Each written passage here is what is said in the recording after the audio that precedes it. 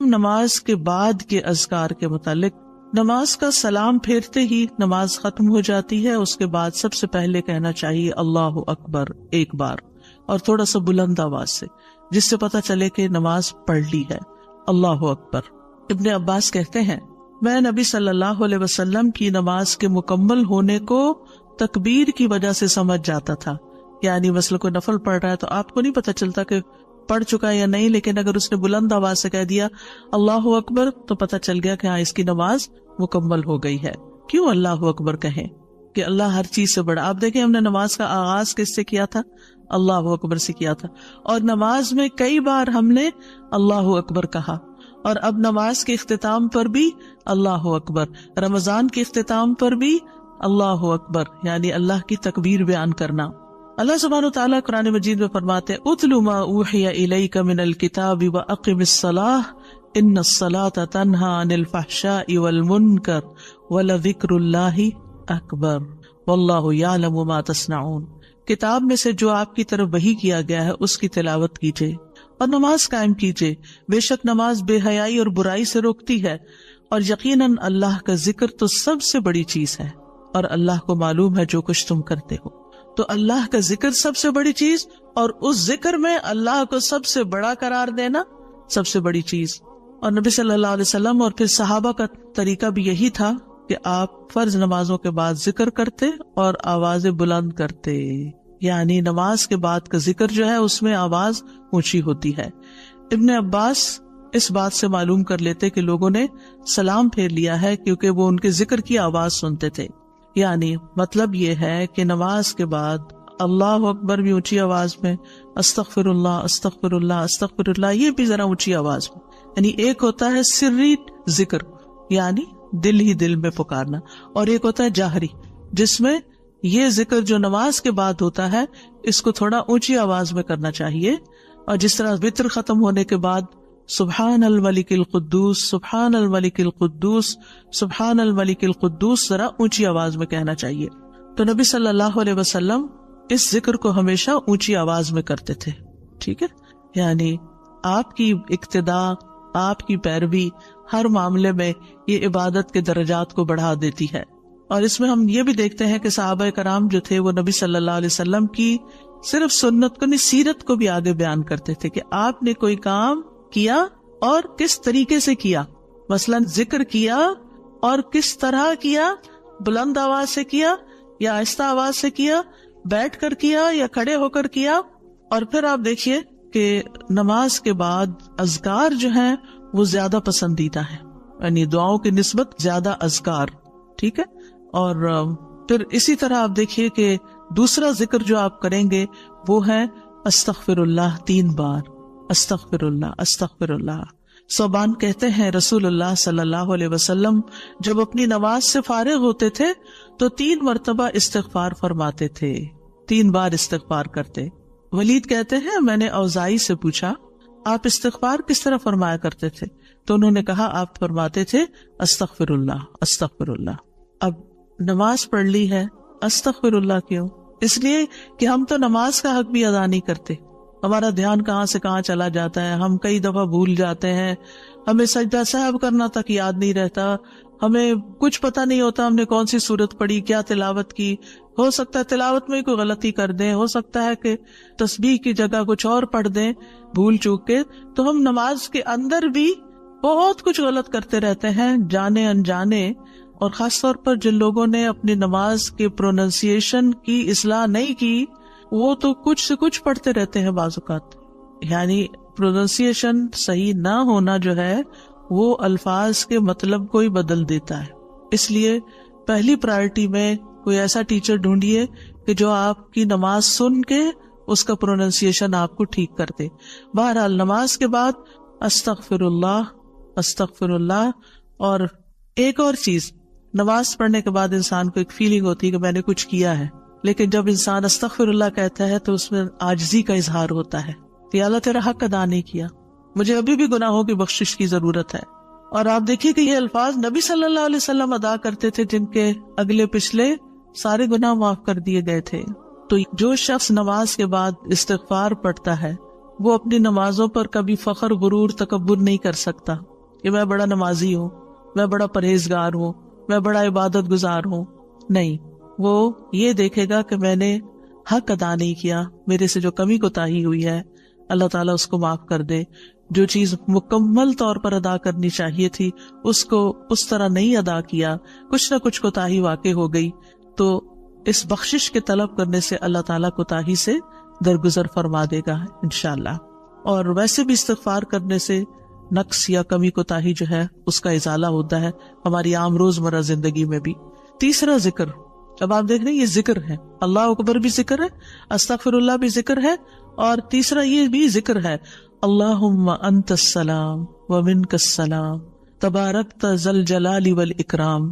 اے اللہ تو سراپا سلامتی ہے اور تجھی سے سلامتی حاصل ہوتی ہے، تو بڑی برکتوں والا ہے اے جلال و اکرام والے. یعنی استغفار کے بعد پھر فوراً بعد اللہ تعالیٰ کی تعریف اور یہ ذکر. السلام جو ہے یہ اللہ تعالیٰ کے ناموں میں سے ایک نام ہے، جس کا مطلب یہ ہے کہ اللہ تعالیٰ ہر طرح کی آفات سے، عیبوں سے، ہر طرح کے نقص سے سلامت ہے. کوئی چیز اس کو نقصان نہیں دے سکتی، نہ لوگوں کی باتیں جو اللہ تعالیٰ کے خلاف کرتے ہیں، یا لوگوں کے گمان، یا لوگوں کی نافرمانیاں اور گناہ اور عبادت نہ کرنا، اللہ کا حکم نہ ماننا. اللہ تعالیٰ کو کوئی چیز نقصان نہیں دیتی، وہ سلامت ہے، اس کو کسی کی ضرورت ہی نہیں ہے. یہ جو کچھ ہم کرتے ہیں، ذکر ہو، عبادت ہو، یہ اپنے ہی فائدے کے لیے کرتے ہیں، اللہ تعالیٰ پر کچھ احسان نہیں ہے. تو ہم یہ کہتے ہیں اللہم انت السلام، کہ اللہ تعالیٰ آپ سراسر سلامتی ہیں اور آپ کا ہر فعل جو ہے وہ ظلم سے سلامت ہے، پاک ہے، ہر شر سے پاک ہے. آپ کی تقدیر، آپ کے فیصلے، ہر چیز سلامتی پر مبنی ہے. ومنک السلام، سلامتی تیری ہی طرف سے آتی ہے، یعنی تو ہی سلامتی دیتا ہے یا تو ہی سلامتی کو روک لیتا ہے. سلامتی کا مالک بھی تو ہی ہے، تو سلامت رکھے تو ہم سلامت ہیں. تو یہ تعلق اللہ تعالیٰ سے انسان اپنا ظاہر کرتا ہے، انسان اپنے رب کے بارے میں کیا سمجھتا ہے. تبارکتا، تبارکتا کا لفظ برکت سے ہے، جس کا مطلب ہوتا ہے کثرت سے کسی چیز کا بڑھنا اور قائم رہنا، یعنی تیری خیرات و برکات بہت زیادہ ہیں. ذل جلال والاکرام، اے عزت اور جلال والے. جلال کا مطلب ہے عظمت، بڑائی، اور اکرام کا مطلب ہے احسان. یعنی تو اپنے بندوں کو عزت و اکرام دیتا ہے، اپنے رسولوں کو، اپنے انبیاء کو اور اپنے صالح بندوں کو تو ہی عزت اور اکرام اور برکتیں عطا کرتا ہے. ساری نعمتیں تیری ہی طرف سے ہیں.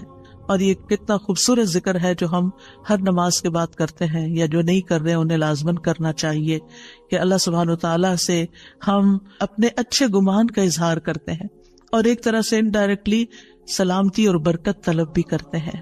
آپ دیکھیے عموماً ہم جب کسی چیز کے اندر فائدہ دیکھتے ہیں تو ہم خیر اس سے وابستہ کر لیتے ہیں، یہ ہے تو کام ہوگا، یہ نہیں تو کام ہی نہیں ہوگا.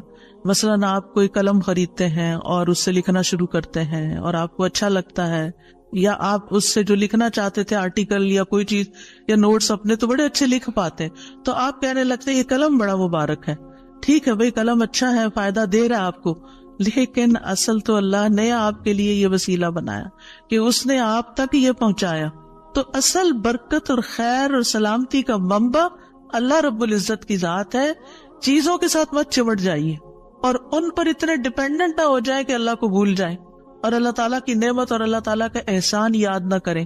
تو اس لیے ہر نماز کے بعد ہم اس بات کا اقرار کرتے ہیں کہ ساری برکتیں تیری ذات سے ہیں یا رب، ساری سلامتی تیری طرف سے ہے یا رب، عزت اور اکرام تیری ہی طرف سے ہے یا رب، تو ہی جس کو چاہے اس پر احسان فرماتا ہے، لہٰذا ہم یہ سب کچھ تجھ سے ہی طلب کرتے ہیں.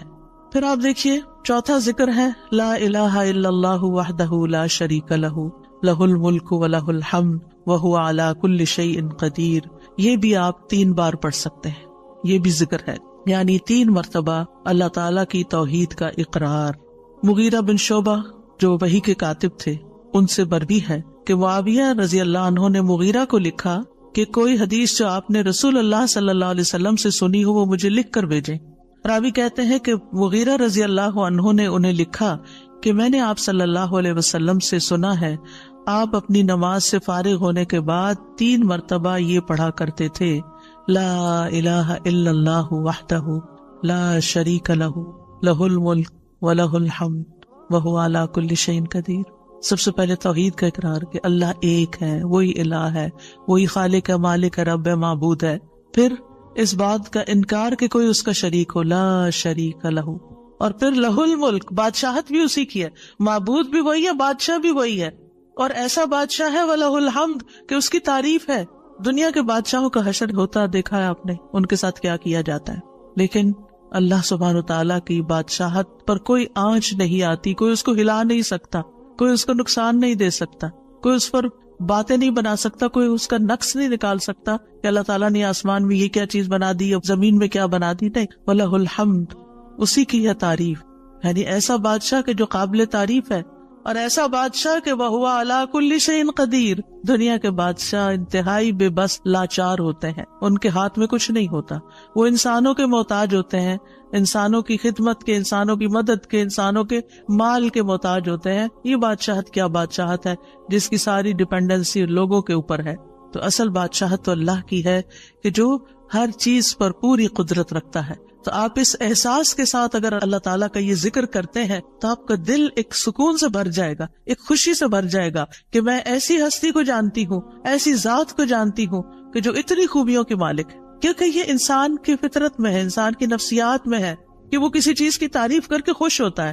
اور عام طور پر ہم صرف سامنے نظر آنے والی چیزوں کی تعریف کر کر کے خوش ہوتے رہتے ہیں، اور تھوڑے دن کے بعد وہ بھی خراب ہو جاتی، وہ تعریف بھی ساتھ ہی چلی جاتی ہے. انسان ہے تو مر جاتے ہیں، ان کے اعمال ہے تو ختم ہو جاتے ہیں، اور کبھی وہ اچھے ہوتے ہیں اور پلٹ بھی جاتے ہیں.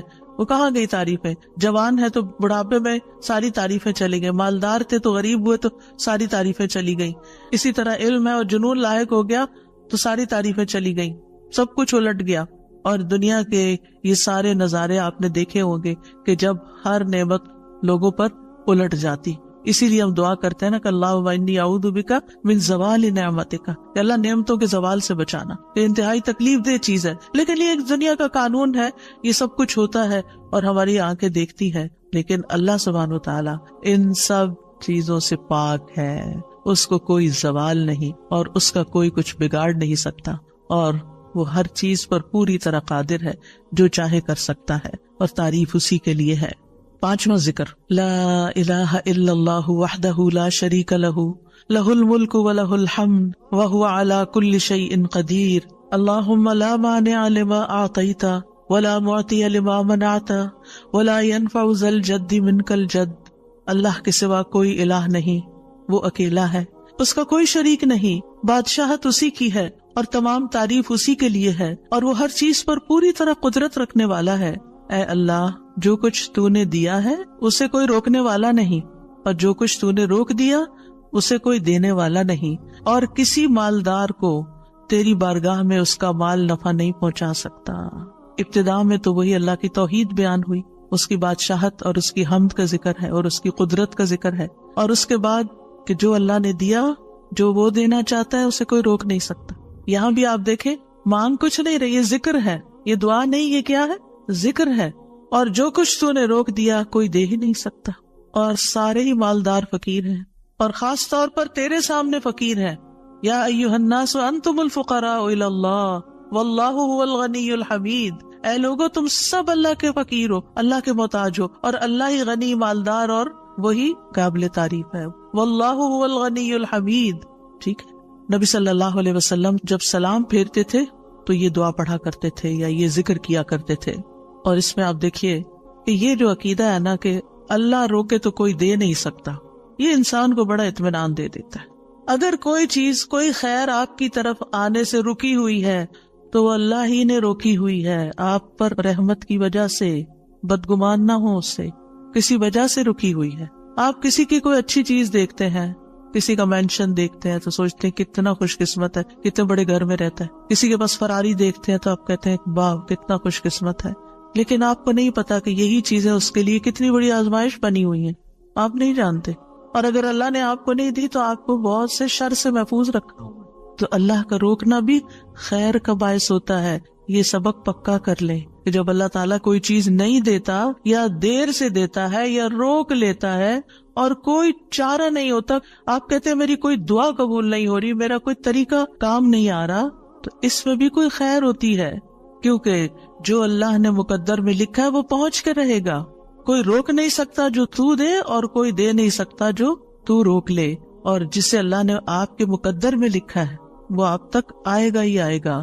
سورۃ فاطر میں اللہ تعالیٰ فرماتے ہیں ما یفتح اللہ للناس من رحمت فلا ممسک لها وما یمسک فلا مرسل له من بعدہ وہو العزیز الحکیم۔ جو کچھ اللہ لوگوں کے لیے رحمت میں سے کھول دے اسے کوئی بند کرنے والا نہیں، اور جو وہ بند کر دے اس کے بعد اسے کوئی کھولنے والا نہیں۔ حدیث میں آتا ہے ما اصابک لم یکن لیخطئک وان ما اخطأک لم یکن لیصیبک، جو کچھ تمہیں پہنچا وہ تم سے خطا ہونے والا نہیں تھا، اور جو نہیں ملا وہ ہرگز ملنے والا نہیں تھا۔ قرآن مجید میں سورۃ الرعد میں اللہ تعالیٰ فرماتے ہیں وَإِذَا أَرَادَ اللَّهُ بِقَوْمٍ سُوءًا فَلَا مَرَدَّ لَهُ، جب اللہ کسی قوم کے ساتھ برائی کا ارادہ کر لیتا ہے تو اس کو کوئی پھیرنے والا نہیں، کوئی سپر پاور اس ملک کی مدد نہیں کر سکتی اگر اللہ نے اس کے لیے جنگ کا فتنہ یا کسی اور طرح کی کوئی آزمائش لکھی ہے۔ یہ اللہ کے فیصلے ہوتے ہیں، یا اللہ نے کسی قوم کو تباہ کرنے کا فیصلہ کر لیا ہو تو کوئی اس کو روک نہیں سکتا۔ لہٰذا ہمیں اللہ پر ہی بھروسہ کرنا چاہیے، اور ہر حال میں ایسی پریشان کن باتوں پر اللہ تعالیٰ ہی کی طرف رجوع کر لینا چاہیے۔ یاد رکھیے اگر کوئی چیز نہیں ملی تو اللہ تعالیٰ کو الزام مت دیں، اللہ تعالیٰ سے ناراض نہیں ہو، اللہ تعالیٰ سے بدظن نہیں ہو، یہ روکنا اس کی رحمت ہے۔ انسان اگر ان دو جملوں پر ایمان لے آئے تو پھر اس کا مکمل بھروسہ اللہ کی ذات پر ہو جائے گا، وہ رزق کے بارے میں اللہ پر ہی توکل کرے گا، نقصان کو دور کرنے اور بھلائی کو پانے کے لیے اللہ پر ہی بھروسہ کرے گا، وہ اللہ کو اپنے لیے کافی سمجھے گا۔ یعنی جہاں کہیں دل چھوٹا ہوا، جہاں کہیں کوئی پریشانی آئی، کہتے حسبی اللہ و نعم الوکیل، اللہ کار ساز یعنی کام بنانے والا اللہ ہی میرے لیے کافی ہے، وہ میرا کام بنائے گا، وہ میری مشکل آسان کرے گا۔ تو یہ توحید ربوبیت اور الوہیت پر مشتمل جملے ہیں۔ ابن تیمیہ کہتے ہیں یہ حدیث دو عظیم اصولوں پر مشتمل ہے۔ نمبر 1 توحید ربوبیت، اور وہ ہے جسے اللہ دینا چاہے اسے کوئی روک نہیں سکتا، اور جسے وہ روک دے اسے کوئی نہیں دے سکتا، بس بندہ اللہ ہی پر توکل کرتا ہے اور اسی سے مانگتا رہتا ہے، کیونکہ دینا جو اس نے ہے، تو پھر کسی اور سے کیوں مانگے گا، کسی اور سے توقع لگا کے کیوں بیٹھ جائے گا، کسی اور کے در پہ کیوں جائے گا، اس کو پتا ہے صرف اللہ ہی نے کرنا ہے جو کرنا ہے۔ اس سے عقیدہ توحید پکا ہوتا چلا جاتا ہے کہ صرف اللہ ہی نے کرنا ہے۔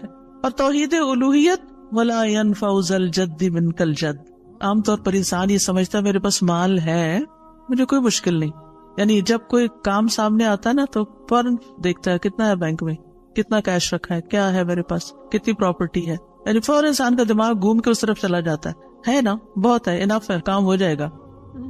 اللہ چاہے گا تو ہوگا، صرف آپ کے مال سے کچھ نہیں ہوتا، آپ سارا لگا دیں بزنس میں پورا لاس ہو سکتا ہے، پھر بتائیے آپ کے مال نے آپ کو کیا فائدہ دیا، کچھ نہیں ہو سکتا جب تک اللہ نہ چاہے۔ مال بھی جب فائدہ دیتا ہے جب اللہ چاہتا ہے، اولاد بھی جب فائدے کی ہوتی ہے جب اللہ چاہتا ہے، کسی انسان سے فائدہ صرف اس وقت پہنچتا ہے جب اللہ چاہتا ہے۔ آپ نے دیکھا ہوگا کتنے ہی اچھے سے اچھے لوگ ہوتے ہیں ہر وقت کام آنے والے، ایک وقت ایسا آتا ہے وہ ایسے بےچارے مجبور ہوتے ہیں کہ ان کو نہ کرنی پڑتی ہے کہ بھائی سوری یہ نہیں کر سکتے، کیونکہ سب کچھ ان کے اختیار میں نہیں ہے، سب کچھ ان کے بس میں نہیں ہے۔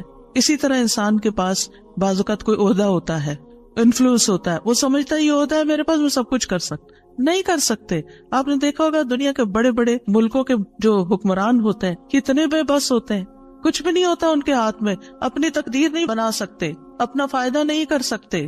اور پھر آپ دیکھیے کہ اللہ سبحانہ وتعالیٰ دنیا اسے بھی دیتا ہے جس سے وہ محبت کرتا ہے، اور اسے بھی دیتا ہے جس سے وہ محبت نہیں کرتا۔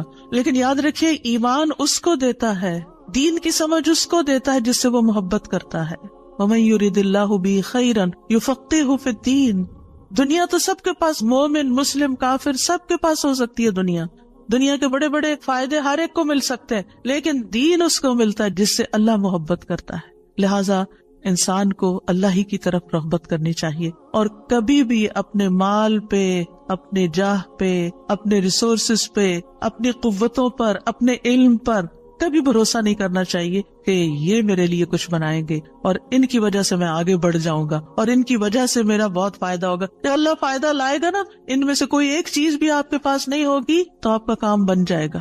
اور اگر فائدہ نہیں دینا نا اللہ نے ان ساری چیزوں کے ہوتے ہوئے، کئی دفعہ لوگ کہتے ہیں ہر چیز ہے میرے پاس لیکن پھر بھی میرا یہ مسئلہ حل نہیں ہوتا، معلوم نہیں کیوں رکاوٹ آ گئی. اور پھر وہ غلط سوچنا شروع کر دیتے ہیں، فلاں کی بندش ہے، فلاں کی نظر ہے، فلاں نے یہ کر دیا. نہیں، نفع اور نقصان دونوں اللہ کے ہاتھ میں. نہ کسی کی نظر آپ کو نقصان دے سکتی ہے، نہ کسی کا جادو آپ کو نقصان دے سکتا ہے، نہ کسی کا حسد آپ کو نقصان دے سکتا ہے اگر اللہ نہ چاہے. لہٰذا اسی سے دعا کرتے رہیں اور جو پروٹیکشن کی دعائیں اس نے سکھائی ہیں وہ پڑھتے رہیں اور باقی بھروسہ اللہ کی ذات پر کریں. پھر چھٹا ذکر ہے لا الہ الا اللہ وحدہ لا شریک لہ لہ الملک ولہ الحمد وہو علی کل شیء قدیر لا حول ولا قوة الا باللہ لا الہ الا اللہ ولا نعبد الا ایاہ لہ النعمۃ ولہ الفضل ولہ الثناء الحسن لا الہ الا اللہ مخلصین لہ الدین ولو کرہ الکافرون. اللہ کے سوا کوئی الہ نہیں، وہ اکیلا ہے، اس کا کوئی شریک نہیں، بادشاہت اسی کی ہے اور تمام تعریف اسی کے لیے ہے اور وہ ہر چیز پر پوری طرح قدرت رکھنے والا ہے. اور گناہ سے بچنے کی طاقت اور نیکی کرنے کی طاقت اللہ کے سوا کوئی دینے والا نہیں، اللہ کے سوا کوئی الہ نہیں. ہم صرف اسی کی عبادت کرتے ہیں، اسی کی ساری نعمتیں ہیں، اسی کا سارا فضل ہے اور اسی کے لیے خوبصورت تعریف ہے. اللہ کے سوا کوئی الہ نہیں، ہم اسی کے لیے دین میں اخلاص رکھنے والے ہیں اگرچہ کافر ناپسند کریں. ابن زبیر سلام پھیر کر ہر نماز کے بعد یہ کہتے، اور راوی کہتے ہیں کہ انہوں نے کہا کہ رسول اللہ صلی اللہ علیہ وسلم ہر نماز کے بعد ان کلمات کے ساتھ تحلیل کیا کرتے تھے، یعنی اللہ تعالیٰ کی حمد و ثنا بیان کرتے تھے. یہ بھی کیا ہے نماز کے بعد کا ذکر. اور اس میں آپ دیکھیے لا الہ الا اللہ وحدہ کے علاوہ لا حول ولا قوة الا باللہ، لا حول ولا قوة الا باللہ، کہ کوئی پھیرنے کی قوت یعنی کسی برائی کو نقصان کو دور کرنے کی اور اسی طرح کوئی فائدہ حاصل کرنے کی قوت اللہ ہی کے پاس ہے. کسی گناہ سے دور ہونے اور کسی نیکی کے کرنے کی ہمت طاقت اللہ ہی کے پاس ہے. تو یہ لا حول ولا قوة الا باللہ بہت فائدہ دیتا ہے اور اس کی کثرت کرنے کو کہا گیا ہے. اور لا الہ الا اللہ ولا نعبد الا ایاہ، ہم صرف اسی کی عبادت کرتے ہیں.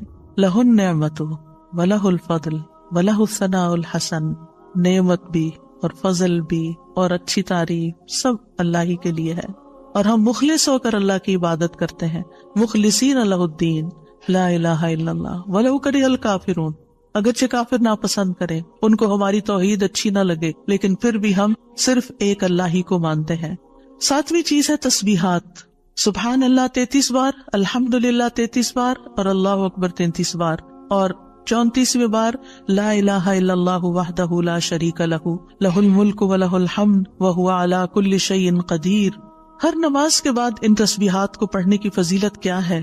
ابو ہریرہ کہتے ہیں رسول اللہ صلی اللہ علیہ وسلم نے فرمایا، جس آدمی نے ہر نماز کے بعد 33 مرتبہ سبحان اللہ، 33 مرتبہ الحمدللہ اور 33 مرتبہ اللہ اکبر کہا تو یہ 99 کلمات ہو گئے. اور 100 کا عدد پورے کرنے کے لیے لا الہ الا اللہ وحدہ لا شریک لہ یہ ذکر کر لیا تو اس کے سارے گناہ معاف کر دیے جائیں گے، چاہے وہ سمندر کی جھاگ کے برابر ہو. یعنی 100 کا عدد پورا کرنے کے لیے کیا پڑھنا ہے؟ لا الہ الا اللہ وحدہ لا شریک لہ لہ الملک ولہ الحمد وہو علی کل شیء قدیر. رسول اللہ صلی اللہ علیہ وسلم نے فرمایا ہر نماز کے بعد کچھ ایسے اذکار ہیں جن کو پڑھنے والا یا جن کو کرنے والا کبھی محروم نہیں ہوتا، جن میں سے سبحان اللہ 33 بار، الحمدللہ 33 بار اور 34 بار اللہ اکبر. یعنی اگر لا الہ الا اللہ پورا نہیں پڑھ سکتے تو اللہ اکبر کو 34 بار کر کے 100 کی گنتی پوری کر لیں. پھر اسی طرح رسول اللہ صلی اللہ علیہ وسلم کے پاس کچھ فقیر صحابہ حاضر ہوئے، کہا کہ امیر لوگ بلند درجات اور ہمیشہ رہنے والی جنت حاصل کر چکے. حالانکہ جس طرح ہم نماز پڑھتے ہیں وہ بھی پڑھتے ہیں، جیسے ہم روزے رکھتے ہیں وہ بھی رکھتے ہیں، لیکن مال و دولت کی وجہ سے انہیں ہم پر فضیلت حاصل ہے. اس کی وجہ یہ کہ وہ حج کرتے ہیں، عمرہ کرتے ہیں، جہاد کرتے ہیں، صدقے دیتے ہیں، اور ہم محتاجی کی وجہ سے یہ کام نہیں کر سکتے. آپ نے فرمایا کیا میں تمہیں ایک ایسا عمل نہ بتا دوں، اگر تم اس کی پابندی کرو گے تو جو لوگ تم سے آگے بڑھ چکے ہیں تم انہیں پالو گے اور تمہارے مرتبے تک کوئی نہیں پہنچ سکتا، اور تم اپنے سامنے موجود لوگوں میں سب سے بہتر ہو جاؤ گے سوائے ان کے جو یہی عمل شروع کر دیں. ہر نماز کے بعد 33 بار سبحان اللہ، 33 بار الحمدللہ، 33 بار اللہ اکبر، اور پھر 34ویں بار تو وہ ذکر آپ کو بتا ہی دیا گیا۔ اور اگر آپ 33 بار نہ پڑھ سکیں تو 10 بار سبحان اللہ، 10 بار الحمدللہ اور 10 بار اللہ اکبر پڑھ لیا کریں۔ یعنی اگر جلدی ہے تو پھر 10 بار بھی پڑھ سکتے ہیں۔ نبی صلی اللہ علیہ وسلم نے فرمایا 2 عمل ایسے ہیں اگر کوئی مسلمان بندہ ان کی پابندی کر لے تو جنت میں داخل ہوگا، اور وہ بہت آسان ہے مگر ان پر عمل کرنے والے بڑے کم ہیں۔ وہ کیا ہیں؟ ہر نماز کے بعد 10 بار سبحان اللہ، 10 بار الحمدللہ، 10 بار اللہ اکبر۔ فرمایا زبان کی ادائیگی کے اعتبار سے تو 150 بار ہیں، یعنی 5 نمازوں میں 10 بار، اور ترازو میں 1500 ہوں گے۔ اور جب سونے لگے تو 34 بار اللہ اکبر، 33 بار الحمدللہ اور 33 بار سبحان اللہ کہے۔ زبانی طور پر تو یہ 100 ہے مگر میزان میں یہ تسبیحات 1000 ہوں گی۔ اور وہ کہتے ہیں یقیناً میں نے رسول اللہ صلی اللہ علیہ وسلم کو دیکھا، آپ انہیں اپنے ہاتھ سے شمار کرتے تھے۔ اور پھر کہتے ہیں دائیں ہاتھ سے، تو کرنے کا طریقہ کیا ہے؟ 3 دفعہ اوپر کو جائیے سبحان اللہ سبحان اللہ سبحان اللہ، اور 3 دفعہ نیچے کو آ جائیے سبحان اللہ سبحان اللہ سبحان اللہ۔ ایک انگلی پہ 6 بار ہو گیا، تو آپ کی 5 انگلیاں، تو 5 کو 6 دفعہ ضرب دیں تو کیا ہوتا ہے؟ 30، اور 3 دفعہ اور پڑھ لیں، اور اگر 34 ہے تو ایک اور پڑھ لیں۔ تو اس طرح ایک ہی ہاتھ پر، دائیں ہاتھ پر یہ تسبیحات آسانی سے پڑھی جا سکتی ہیں، کیونکہ ہاتھ سے تسبیح کرنا زیادہ پسندیدہ ہے۔ حضرت عبداللہ بن عمر کہتے ہیں میں نے رسول اللہ صلی اللہ علیہ وسلم کو دیکھا، آپ داہنے ہاتھ کی انگلیوں پر تسبیح کو شمار کرتے تھے، اور آپ نے صحابیات کو حکم دیا تھا کہ وہ اللہ کی تکبیر، تقدیس، تحلیل کی پابندی اختیار کریں اور اپنی انگلیوں پر شمار کریں، کیونکہ ان سے سوال ہوگا اور یہ بلوائی جائیں گی، قیامت کے دن ہاتھ بولیں گے۔ تو اگر ان پہ تسبیح آپ پڑھتے ہیں تو یہ بول کے بتائیں گے ہم تو اللہ کا ذکر کرتے رہے۔ 8ویں چیز ہے آیت الکرسی۔